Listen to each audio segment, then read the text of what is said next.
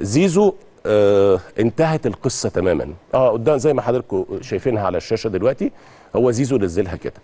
زيزو واحد من افضل اللعيبه اللي موجوده في مصر. اهم ما بيميز زيزو عن انه نجم كبير ولاعيب كبير ولاعيب مميز ولاعيب مؤثر في نادي الزمالك هي ثبات المستوى.